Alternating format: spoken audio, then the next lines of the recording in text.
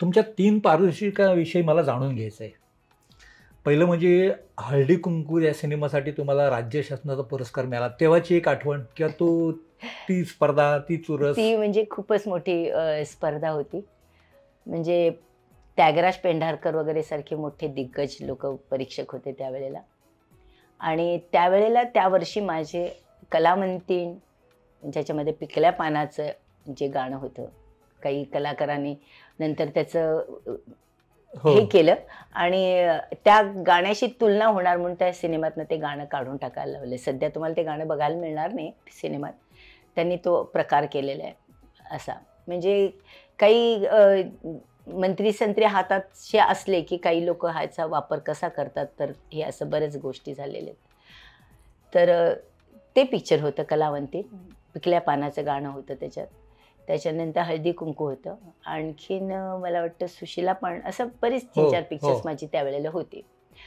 आणि त्यागराज पेंढारकर सारखे दिग्दर्शक वगैरे असे परीक्षक होते. मंत्री कोण होते मला माहिती नाही. कारण माझा काही त्या याच्याशी संबंधच नव्हता. मला काम करणे एवढंच माहिती होतं आणि मला बक्षीस वगैरे हे डोक्यात काही नव्हतंच माझ्या कधी. त्यावेळेला मग मला त्यागराज पेंढारकर स्वतः म्हणाले, "तुझ्यासाठी आम्ही भांडतोय" म्हणाले. मला काही कळलं नाही माझ्यासाठी का भांडतायत. तू इतकं छान काम केलेलं आहेस, प्रत्येक चित्रपटामध्ये तू काम वेगळं केलेलं आहेस. प्रत्येक चित्रपट हा तुझा वेगळ्या पद्धतीने तुझा पैलू दाखवतात. असे 3-4 चित्रपट आहेत. तेव्हा ह्या वर्षीचं बेस्ट ॲक्ट्रेस हे तुलाच प्राईज मिळणार आणि त्यासाठी आम्ही भांडतोय हां, असं म्हणाले. मी आपले हसले, गप्प बसले. कारण एवढी मोठी माणसं काय बोलणार आपण. मग दादा कोंडकेंना त्यांच्या चित्रपटातून उषा चव्हाणला बेस्ट ॲक्ट्रेस म्हणून द्यायचं होतं.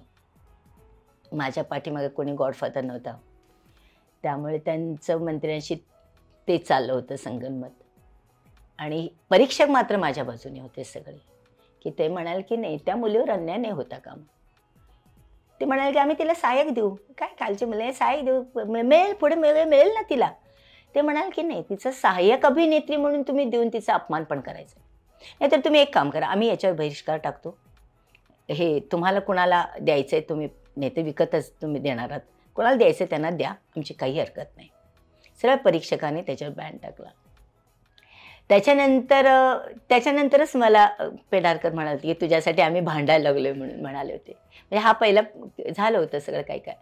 मग एकदम पत्रकारांनी बॅन टाकल्यानंतर थोडंसं मंत्र्यांना पण जरासं हे झालं. मग ते म्हणाले याच्यातनं मार्ग काढा. उषा चव्हाणला तर आम्हाला द्यायचंच आहे.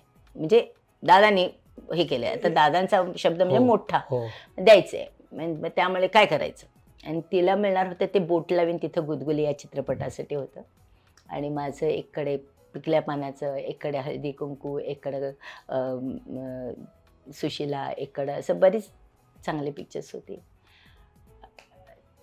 त्यावेळेला मग असं झालं की नाही सहाय्यक अभिनेत्री नाही, बेस्ट ॲक्ट्रेस नाही तर मग काय विशेष अभिनेत्री म्हणून तुम्ही पुरस्कार जाहीर करा म्हटले. आणि मग त्या वर्षीपासून विशेष अभिनेत्री हा पुरस्कार जाहीर झाला.